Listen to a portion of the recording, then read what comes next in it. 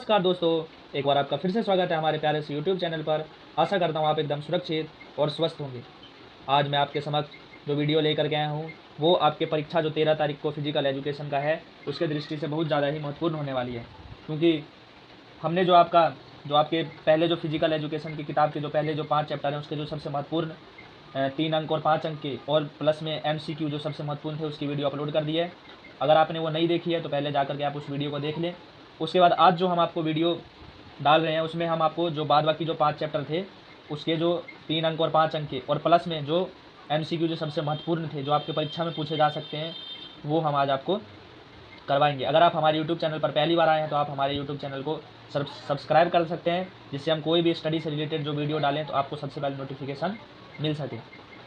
और मैं आपको ये भी बता दूं कि इसका जो आपका PDF जो है वो हम आपको डाल देंगे, जिससे आपकी जो परीक्षा में प्रश्न आएंगे तो उससे आपको इसमें सहायता मिल सकता है। तो चलिए वीडियो को बिना किसी देरी के शुरू करते हैं। तो पहला जो हमारा प्रश्न है वो है BMI को लेकर के, क्योंकि BMI से रिलेटेड जो प्रश्न जो है लगभग परीक्षा में हर बार जो है वो पूछ लिए जाते हैं। तो BMI से रिलेटेड जो आपका प्रश्न है पहला, उसको चलिए हम देखते हैं। तो पहला जो हमारा प्रश्न है वो है कि BMI जो है वो क्या है, बुनियादी जीवन कार्यों को करने के लिए शरीर द्वारा चलाई गई कैलोरी की क्या है संख्या है। इसमें क्या होता है, जो हमें पता चल जाता है इसके कारण जो हमारे शरीर में कितनी जो है कैलोरी है, क्योंकि कुछ कैलोरियों की जो है वो संख्या निश्चित की गई, अगर उससे ज़्यादा हमारे शरीर में होता है तो हमारे शरीर में क्या है फैट बन जाता है। तो देखते हैं और आगे क्या है। आराम करने वाले व्यक्ति को अभी भी सभी आंतरिक अंगों के कामकाज के लिए ऊर्जा की आवश्यकता होती है।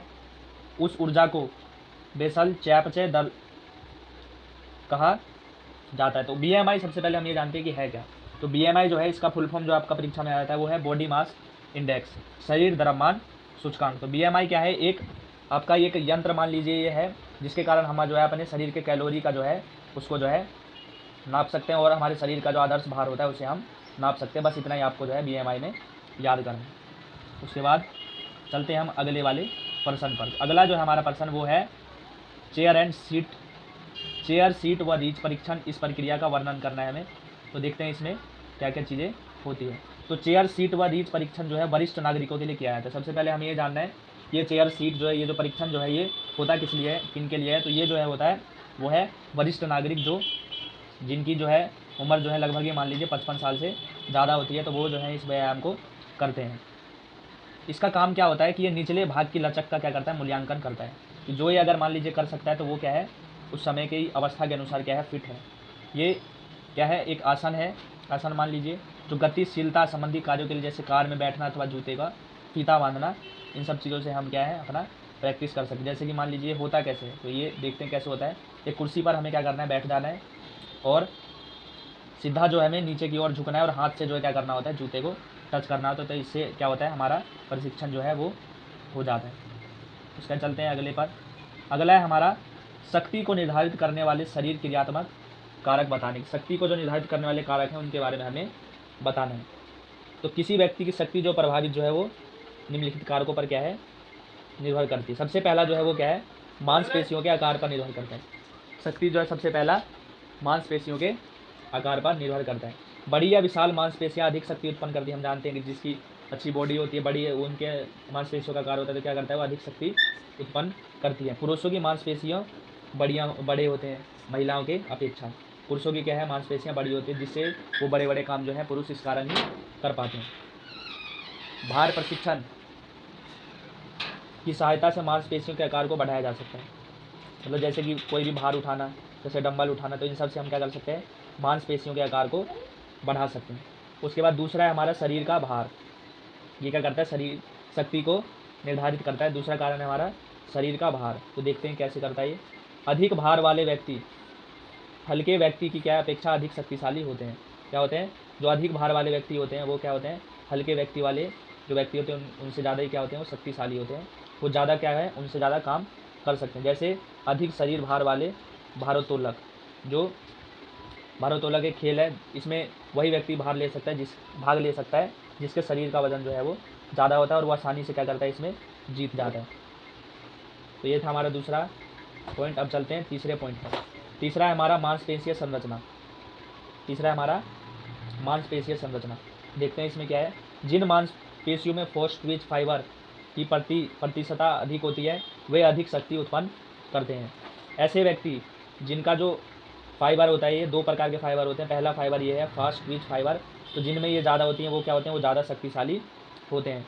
जबकि स्लो ट्विच फाइबर वाले जो व्यक्ति होते हैं ये क्या होते हैं, ये जो है जो फास्ट ट्विच फाइबर वाले व्यक्ति होते हैं इनसे कम शक्तिशाली होते हैं, ये ज़्यादा शक्ति उत्पन्न नहीं कर सकते। इनकी जो क्षमता होती है वो क्या होती है, संकुचित होती है। इन फाइबर्स की प्रतिशतता जो है निर्धारित अनुवांशिक तौर पर किया जाता है। अनुवांशिक मतलब पिछले जो उनके जो अनुवांशिक जो माता पिता होते हैं उनके कारण भी जो है ये जो फाइबर जो है वो देखने को मिल सकते हैं।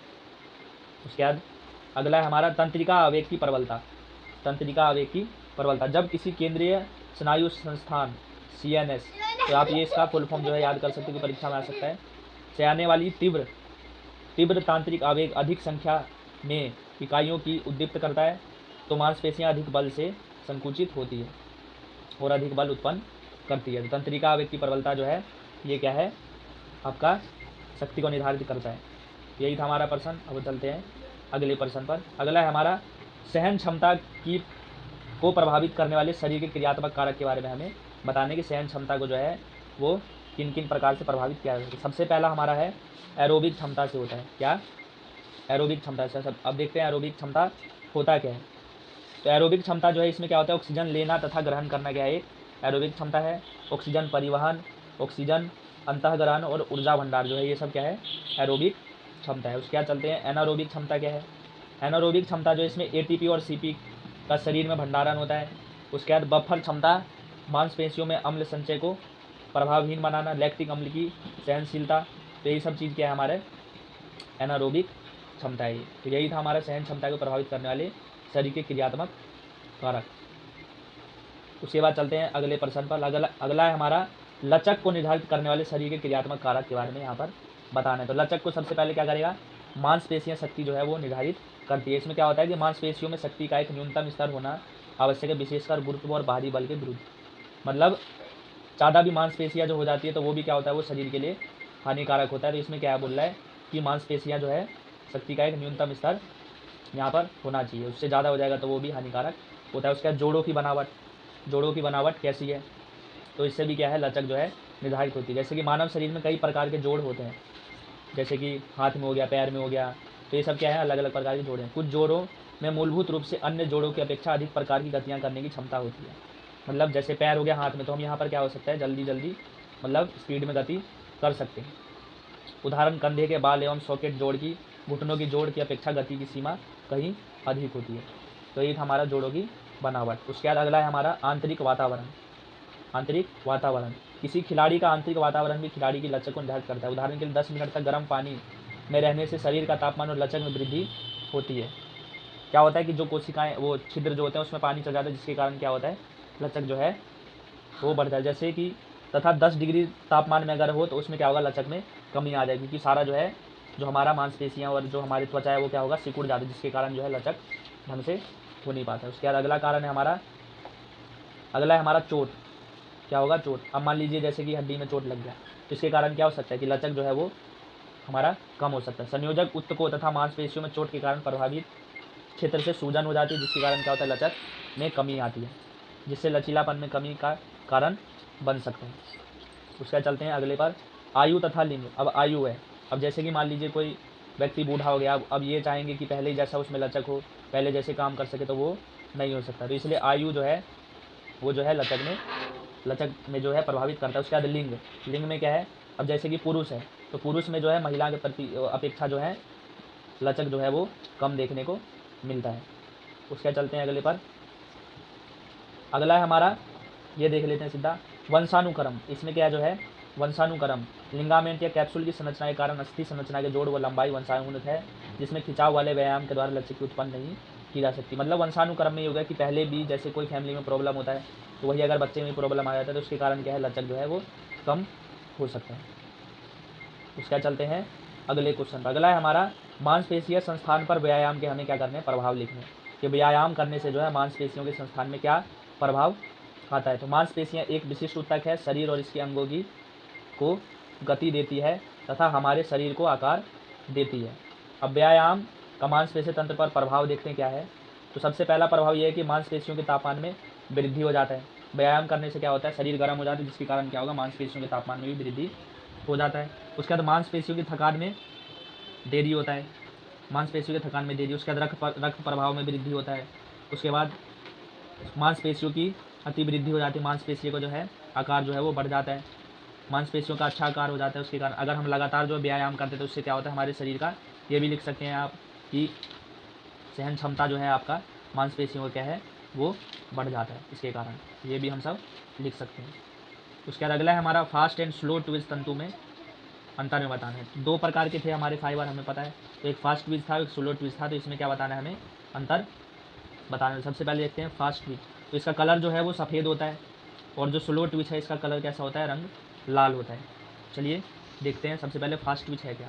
ऐसे तंतु जो गति क्रियाओं के लिए जाने जाते हैं, तो ये ऐसे होते हैं, फास्ट ट्विच ऐसे होते हैं जो क्या कर सकते हैं, ज़्यादा तेज़ी से गति कर सकते हैं। ऐसे तंतु जो ऑक्सीजन की अनुपस्थिति में भी कार्य कर सकते हैं। ये ऐसे व्यक्ति होते हैं जो मतलब जहाँ पर ऑक्सीजन थोड़ा कम हो तो उस जगह पर भी क्या है, अपने आप को सही से ढाल सकते हैं, उस जगह पर भी रह सकते हैं। उसके बाद स्लो ट्विच फाइबर देखिए क्या होता है, यह सहन शक्ति क्रियाओं के लिए जाने जाते हैं। ये क्या है, सहन शक्ति क्रियाओं के लिए जाने जाते हैं। उसके बाद ऐसे तंतु जो ऑक्सीजन की उपस्थिति में कार्य ऊर्जा करते हैं, मतलब ये जो है ऐसे तंतु हैं जो ऑक्सीजन की उपस्थिति में ही कार्य कर सकते हैं। अगर ऑक्सीजन अगर वहाँ पर थोड़ा अगर कम हो गया तो उससे जो है इनको परेशानियाँ हो सकती है। तो यही था हमारा ये प्रश्न। और अब चलते हैं अगले पर। ये जो हमारा अस्थि भंग से लेकर के प्रश्न है, तो अस्थि भंग के प्रकार लिखें तथा किन्हीं 3 के बारे में, इसके बारे में क्या हमें संक्षेप में वर्णन दे रहे हैं। तो अस्थियों के चोटों के विभिन्न प्रकार हैं। क्या है ये, अस्थि चोट जो है वो विभिन्न प्रकार के होते हैं। सबसे पहले देखते हैं, पहला हमारा कच्ची अस्थि भंग है। क्या है, कच्ची अस्थि भंग। उसके बाद है बहुखंड, उसके बाद अनुप्रस्थ अस्थि भंग, उसके बाद तिरछा अस्थि भंग, और एक है पचड़ी अस्थि भंग। और मैं आपके लिए बता दूं और भी अस्थि भंग है, जैसे कि बहुखंड है। उसके बाद आपका जो है, ये तो आपका कच्ची अस्थि भंग हो गया, बहुखंड हो गया, अनुप्रस्थ, तिरछा, पचड़ी, तो ये सब आपका क्या है, अस्थि भंग है। उसके बाद है कच्चा अस्थि भंग, उसके बाद आपका बहुखंड, अनुप्रस्थ, तिरछा अस्थि भंग। इसमें होता क्या है, हड्डियों के नरम होने के कारण बचपन में होता है। क्या होता है ये, हड्डियों का जो नरम होगा बचपन में जो है, इसमें क्या होता है, हड्डियाँ जो है नरम होता है, जिसके कारण क्या होती है, बाद में आपको इसमें समस्या आ जाती है। उसके बाद बहुखंड, 2 से अधिक टुकड़ों में टूटी हुई हड्डी, ये क्या होता है आपका बहुखंड अस्थि-भंग है। उसके बाद अनुप्रस्थ अस्थि-भंग क्या है, इसमें समकोण में टूटी हुई हड्डी होती है। इसमें कैसे में मतलब टूटती है, समकोण के आकार में। उसका तिरछा अस्थि-भंग होता है, इसमें विकर्ण में टूटती है। उसके बाद पचड़ी अस्थि-भंग जो है, यह आपका हड्डी टूटने के पश्चात उनके सिरे एक दूसरे में क्या है, धंस जाते हैं। इसमें क्या होते हैं, एक दूसरे में घुस जाते हैं हड्डी टूट करके। ये रहा, जैसे कि आपका ये रहा, यही था हमारा अस्थि-भंग। अब उसके बाद चलते हैं अगले पर। अगला है हमारा न्यूटन के गति के नियम क्या है। सबसे पहले हमें क्या बताना है, परिभाषा बताना है, न्यूटन का जो गति का जो नियम है वो है क्या। उसके बाद न्यूटन की गति के दूसरे नियम के बारे में जो है हमें बताना है, उसके 2 उपयोग के बारे में बताना है। सबसे पहले देखते हैं न्यूटन का प्रथम नियम। तो हमें याद करना है कि गति का जो प्रथम नियम है न्यूटन के द्वारा जो दिया गया, इसको जड़त्व का नियम भी कहा जाता है। तो पेपर में आ जाता है कि गति का जो प्रथम नियम है उसका दूसरा नाम क्या है, तो दूसरा नाम हमारा जड़त्व का नियम या फिर जड़ता का नियम भी कह सकते हैं इसको। कोई, अब इसकी परिभाषा देखते हैं, कोई भी वस्तु तब तक अपनी स्थिति नहीं बदलती है जब तक उस पर कोई बाहरी बल ना लगाया जाए। जैसे कि फुटबॉल हम सब खेलते हैं तो बॉल रखी रहती है, तो उसमें गति में परिवर्तन कब आता है, जब हम सब उस पर किक मारते हैं। तो यही था हमारा पहला नियम। उसके बाद देखते हैं दूसरा नियम क्या है। दूसरे नियम को त्वरण का नियम भी कहा जाता है। तो इसकी परिभाषा देखते हैं, किसी भी वस्तु में उत्पन्न होने वाली त्वरण की दर वस्तु पर लगने वाले बल को समानुपाती तथा उनके द्रव्यमान के व्युत्क्रमानुपाती होता है। उसके चलते हैं न्यूटन के तीसरे नियम पर। तीसरा नियम है, प्रत्येक क्रिया की हमेशा बराबर तथा विपरीत प्रतिक्रिया क्या है, न्यूटन का तीसरा नियम है। मतलब क्रिया के प्रति प्रतिक्रिया जो है हमारा न्यूटन का तीसरा नियम कहलाता है। अब जैसा कि हम उसमें प्रश्न में पूछा था कि जो दूसरा नियम है उसके 2 उपयोग बताने हैं, तो 2 उपयोग है। फुटबॉल में त्वरण उत्पन्न के लिए यह जरूरी है कि फुटबॉल पर जोर से बल लगाया जाए, जितना जोर से फुटबॉल पर बल लगेगा उतना ही तीव्र त्वरण फुटबॉल में पैदा होगा। उसके बाद ऊंची कूद खेल में जब खिलाड़ी रेत पर गिरता था तो उसके चोट लगने की संभावना ज़्यादा होती है। इसके विपरीत जब खिलाड़ी गद्दी पर गिरता है तो चोट उसे नहीं लगता, क्योंकि गद्दे पर घिसटते समय आवेग को शून्य होने में समय ज़्यादा लगता है, जिससे चोट कम लगती है। तो यही था हमारा अब दूसरे नियम से 2 उदाहरण। उसका जल्द देखते हैं अगला प्रश्न। अगला प्रश्न है, घर्षण क्या है। और उसके बाद खेलों में विभिन्न प्रकार के घर्षण की हमें क्या करना है, व्याख्या करना है। तो देखते हैं, दो सतहों के बीच से उत्पन्न गति में प्रतिरोध क्या है, घर्षण कहलाता है। जैसे कि दो सतह है, उसके बीच क्या है, संपर्क से उत्पन्न गति में प्रतिरोध की गति में जो है उसमें कमी आ जाता है, उसे ही हम क्या कहते हैं, घर्षण कहते हैं। अब घर्षण जो है वो दो प्रकार के होते हैं, एक होता है स्थिर घर्षण और एक होता है गतिशील घर्षण। अब देखते हैं स्थिर घर्षण होता क्या है। जब एक वस्तु दूसरी वस्तु के सतह पर बढ़ना शुरू करती है लेकिन वास्तविक गति अभी प्रारंभ नहीं हो, उसे क्या कहते हैं, स्थिर गति का। जैसे कि दौड़ने को प्रारंभिक स्थिति। उसके बाद गतिशील घर्षण क्या होता है, ये देखते हैं। जब एक वस्तु दूसरे वस्तु की सतह पर वास्तविक रूप से चलना शुरू करती है तो उसे क्या कहते हैं, गतिशील गति। जैसे गेंद लुढ़ककर रुक जाने तक जो घर्षण बल लगा वो क्या है, गतिशील घर्षण है। इसमें क्या होता है कि रुकने में क्या है, समय लगता है, तो ये क्या है, गतिशील घर्षण है। उसके बाद जो है अगला प्रश्न है हमारा, व्यक्तित्व को परिभाषित करने, पहले हमें व्यक्तित्व को परिभाषित करना है, उसके बाद व्यक्तित्व के बिग 5 सिद्धांत के किन्हीं 4 लक्षणों को लिखना है। तो सबसे पहले देखते हैं व्यक्तित्व होता क्या है। व्यक्तित्व शब्द की उत्पत्ति लैटिन भाषा के शब्द पर्सोना से हुई है, जिसका अर्थ होता है मास्क या मुखौटा। लेकिन यदि हम विस्तार से इसका अर्थ जानें तो जैविक रूप, आकार एवं मनोवैज्ञानिक रूप, सहनशीलता, सामाजिक रूप, चरित्र, भावनात्मक गुण, रुचियाँ, व्यवहार, योग्यता आदि विशेषताएं इसमें क्या है, शामिल है। कि व्यक्तित्व किस प्रकार का है, वो कैसा सोचता है, कैसा काम करता है, उसके बाद उसका कैसा व्यवहार है, तो ये सब क्या है, व्यक्तित्व कहलाता है। उसके बाद अब देखते हैं व्यक्तित्व के 5 निम्नलिखित क्या है, लक्षण है, जिसको हम बिग 5 थ्योरी भी बोलते हैं। तो सबसे पहला जो है हमारा स्पष्टता संबंधी लक्षण। ये ऐसे व्यक्ति होते हैं जो अपने काम को लेकर के क्या होते हैं, वो स्पष्ट होते हैं। उसके बाद अपनी मतलब जो सोचते हैं वो क्या है, कर सकते हैं। उसके बाद अगला है हमारा कर्तव्यनिष्ठ। कर्तव्यनिष्ठ इनका, ये ऐसे व्यक्ति होते हैं जिनका क्या होता है, लक्ष्य होता है। उसके बाद इन्हें चुनौती जो है वो पसंद होता है। उसके बाद अगला है हमारा बहिर्मुखता। बहिर्मुखता ये ऐसे व्यक्ति होते हैं जो समाज से घुल मिल करके रहते हैं। उसके बाद कोई भी काम करते हैं, जैसे कि मान लीजिए किसी काम में अगर ये विफल हो जाते हैं तो ये क्या है, उस चीज़ को लेकर के टेंशन नहीं लेते हैं। उसके सहमतता संबंधी लक्षण, ये ऐसे व्यक्ति होते हैं जो कोई भी काम अगर मान लीजिए समाज में हो रहा है तो उन सब चीज़ों को लेकर के क्या होते हैं, वो सहमत होते हैं। उन सब चीज़ों पर पहले विचार विमर्श करते हैं, उसके बाद ही उन सब चीज़ों को, काम को आगे बढ़ाते हैं। उसके बाद अगला है हमारा मनोविक्षुब्धता संबंधी लक्षण। ये ऐसे व्यक्ति होते हैं जो थोड़े चिड़चिड़े टाइप होते हैं। उसके बाद झगड़ा लड़ाई, ये सब चीज़ें जो हैं, ये ऐसे व्यक्ति होते हैं जो झगड़ा लड़ाई भी करते हैं। उसके बाद चिंतित रहते हैं, टेंशन में रहते हैं, तो ये मनोविक्षुब्धता वाले व्यक्ति ऐसे होते हैं। उसके बाद चलते हैं अगले प्रश्न पर। अगला प्रश्न है हमारा, आक्रामकता की परिभाषा एवं अवधारणा को स्पष्ट कीजिए। खेलों में आक्रामकता के प्रकारों का वर्णन करना है। सबसे पहले हम देखते हैं आक्रामकता होता क्या है। कोई भी शरीर तथा मौखिक व्यवहार जिसका लक्ष्य दूसरे खिलाड़ी को शारीरिक रूप से अथवा मनोवैज्ञानिक रूप से नुकसान पहुंचाना होता है, वही क्या होता है, आक्रामकता कहलाता है। यही हमारा क्या है, आक्रामकता कहलाता है। मतलब इसमें व्यक्ति जो है अपना स्तर उठाने के लिए क्या कर सकता है, दूसरे व्यक्ति को नीचे गिरा सकता है, यही क्या है, आक्रामकता कहलाता है। आक्रामकता देखते हैं कितने प्रकार का होता है। तो आक्रामकता जो है वो 3 प्रकार का होता है, एक शत्रुतापूर्ण, एक बाह्य आक्रामकता और एक मुखर व्यवहार आक्रामकता। शत्रुतापूर्ण आक्रामकता पहले हम सब देखते हैं। कोई भी शरीर व्यवहार जिसका एकमात्र लक्ष्य किसी दूसरे खिलाड़ी को जानबूझकर नुकसान पहुंचाना होता है, उदाहरण के लिए जानबूझकर किसी खिलाड़ी को हॉकी स्टिक से घायल कर देना, तो ये सब क्या है, बाह्य आक्रामकता, वो शत्रुतापूर्ण आक्रामकता कहलाता है, जो कि अपने फायदे के लिए दूसरों का नुकसान कर देते हैं। उसके बाद बाह्य आक्रामकता क्या होता है, तो बाह्य आक्रामकता है कोई भी शारीरिक व्यवहार जिससे किसी दूसरे खिलाड़ी को शारीरिक रूप से नुकसान पहुंचाना हो परंतु वह व्यवहार जानबूझकर नहीं करता। मतलब किसी को मान लीजिए चोट लग गया लेकिन वो जानबूझ करके वो चोट नहीं लगाना चाहता। जैसे कि फुटबॉल में कभी कभी क्या होता है कि कोई खिलाड़ी किक मारता है तो उससे क्या होता है, सामने वाला खिलाड़ी उसको बचाने के चक्कर में आता है, तो क्या होता है, जो खिलाड़ी किक मार रहा होता है उससे लग जाता है, लेकिन वो जानबूझ करके नहीं मारता है।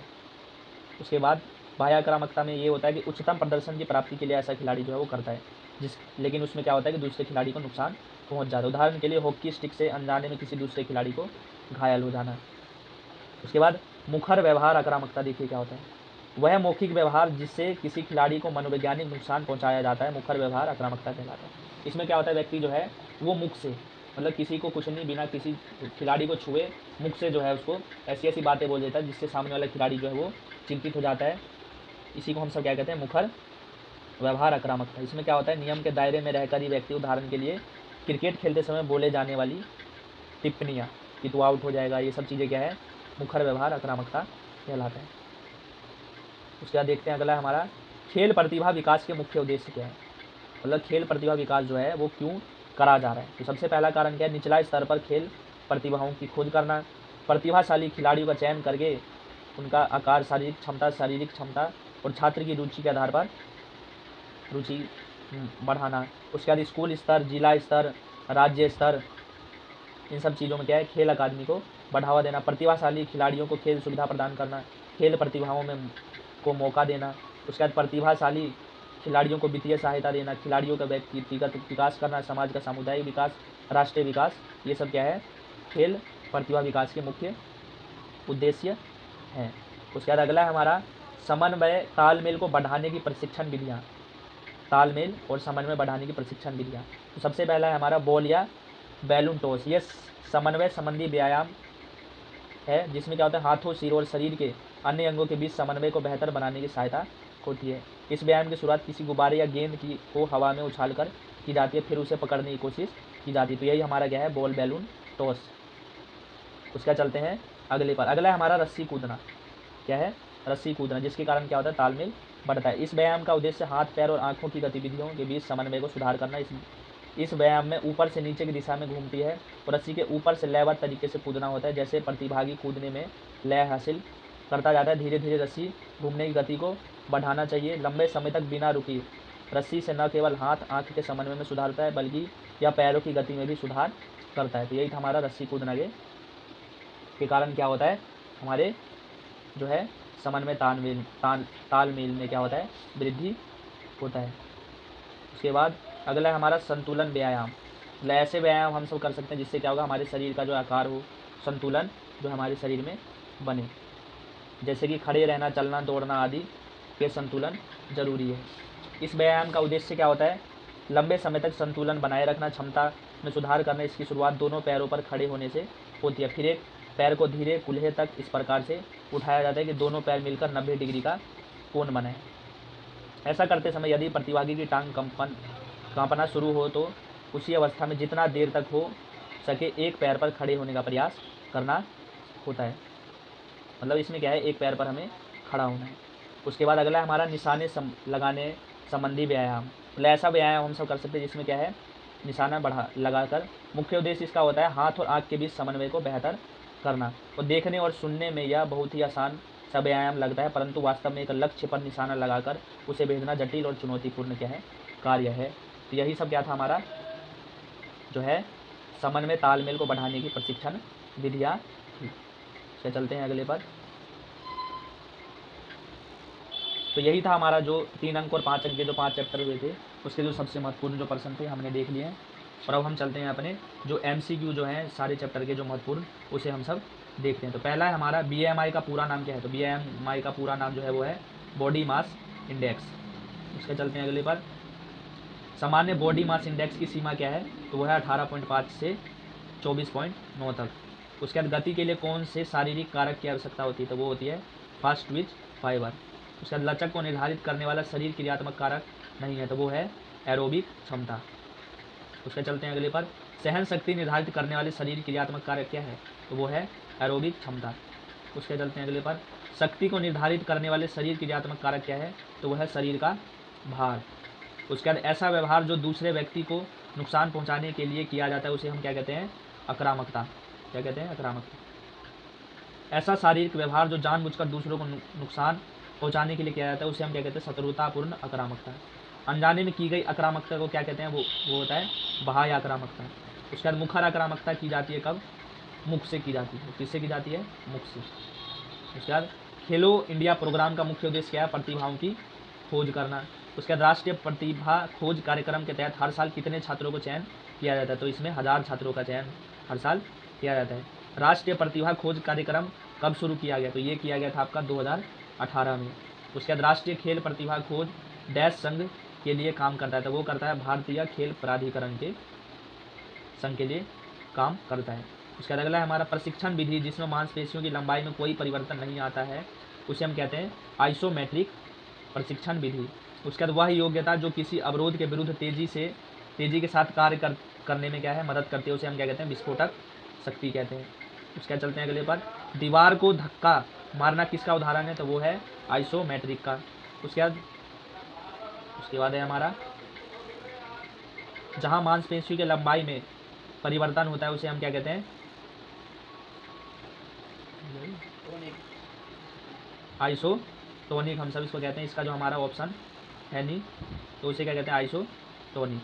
तो यही था हमारा जो जितने भी चैप्टर थे आपके 5 जो बचे हुए थे, उसके जो सबसे महत्वपूर्ण जो MCQ और 3 अंक और 5 अंक के जो थे वो हमने आपको करवा दिया है। और आपको मैं बता दूं कि जो इसका जो PDF जो है आपको वो डिस्क्रिप्शन में मिल जाएगा, तो आप वहाँ से इस PDF को डाउनलोड कर सकते हैं। तो चलिए इस वीडियो को यहीं पर समाप्त करते हैं। अगर वीडियो अच्छी लगी होगी तो वीडियो को लाइक कीजिए और चैनल को सब्सक्राइब कीजिए, और ज़्यादा से ज़्यादा जो है इसको आप शेयर कर सकते हैं। चलिए वीडियो को यहीं पर समाप्त करते हैं। धन्यवाद।